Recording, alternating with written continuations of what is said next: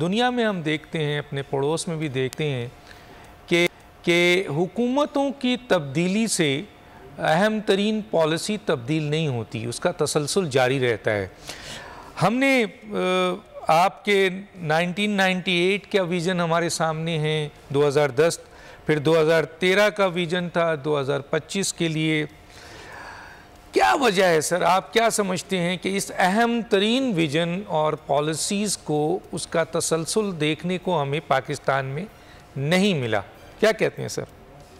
جی بہت شکریہ ڈاکٹر دانش صاحب، آپ نے بڑا اہم سوال کیا ہے، اور میرے لیے تو ذاتی طور پہ یہ بڑا اہم اس لیے کہ پہلے ہم نے 98 میں ایک ویژن 2010 جب بنایا، اس کا مقصد یہی تھا کہ پاکستان کو ایک مڈل انکم کنٹریز میں ہم لا سکیں 2010 تک، لیکن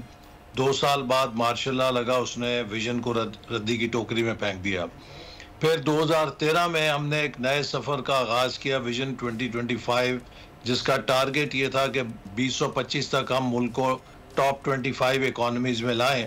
لیکن 2018 کی جو تبدیلی لائی گئی مصنوعی طور پہ، اس نے اس ویژن کو ایک طرف رکھ کے تو ہر اس کام پر یا ہر اس منصوبے پر بشمول سی پیک جو کامیاب ترین منصوبے تھے ان پہ یو ٹرن لیا، اور ان سب کو یہ ثابت کرنے میں 4 سال ضائع کر دیے کہ یہ سب سکینڈلس تھے، یہ سب چوری تھی، یہ سب ڈاکہ تھا۔ تو بات یہ ہے کہ کیا پاکستانی قوم میں جہاں آج ہم پھنسے ہوئے ہیں کسی صلاحیت کی کمی ہے، کسی ذہانت کی کمی ہے، کسی ایسی چیز کی کمی ہے کہ جو دوسرے ملکوں کے پاس ہے اور ہمارے پاس نہیں؟ الحمدللہ ہم محنتی بھی ہیں، ہم ذہین قوم بھی ہیں، ہم باصلاحیت قوم بھی ہیں، تو پھر کیوں وہ سارے ملک جو ہم سے پیچھے تھے آگے نکل گئے؟ دیکھیے، ان سب نے اپنے ملکوں میں 4 چیزوں کو یقینی بنایا: پیس کو، امن کو، سیاسی استحکام کو، پالیسیز کے 10 سال کے تسلسل کو، اور مسلسل اصلاحات کے عمل کو اپنا کر وہ کامیاب ہوئے۔ اب جو پالیسیز کا تسلسل ہے، یہ اس لیے 10 سال ضروری ہوتا ہے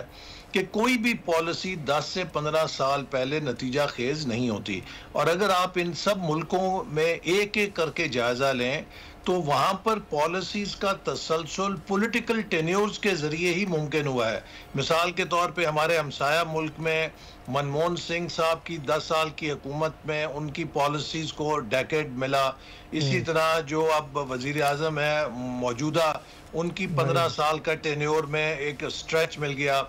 بنگلہ دیش میں حسینہ واجد صاحبہ کو 15 سال کا سٹریچ ملا، اس دوران ان کی پالیسیز جو ہیں انہوں نے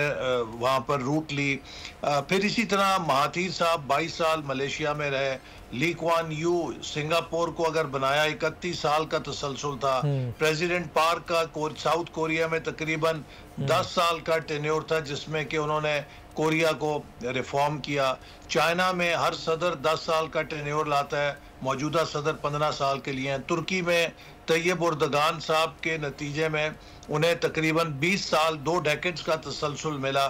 تو میں یہ نہیں کہہ رہا کہ یہاں پر بھی ہر حکومت کو 20-30 سال کے لیے موقع دیا جائے، لیکن اگر کوئی حکومت اچھا کام کر رہی ہے تو اس کے تسلسل میں تو رکاوٹ نہیں ہونی چاہیے۔ رکاوٹ نہ ڈالیں۔ ہم اگر 2013 سے 18 تک ملک کو ایک مومنٹم پر لے آئے تھے، اور اگر اگلے 5 سال ہم سے نہ چھینے جاتے، آج پاکستان اس 10 سال کے تسلسل سے کہ ایک اور لیگ کے اندر پہنچ گیا ہوتا۔ تو ہمیں اب یہ فیصلہ کرنا ہے بحیثیت قوم کہ اگر ہم نے آگے بڑھنا ہے تو کیا ہم مسلسل اس انتشار، فساد، عدم استحکام، بے یقینی کے سائیکل کو جاری رکھیں گے، یا اب ہم نے سنجیدگی سے ملک کے اندر استحکام لانا ہے، پالیسیز کو موقع دینا ہے کہ ان میں تسلسل رہے، اور ہم اس اصلاحات کے ایجنڈے پر عمل کر سکیں جو اب ہمارے لیے ناگزیر ہو چکے ہیں۔ سبسکرائب کریں اور بیل دبائیں تاکہ کوئی خبر رہ نہ جائے۔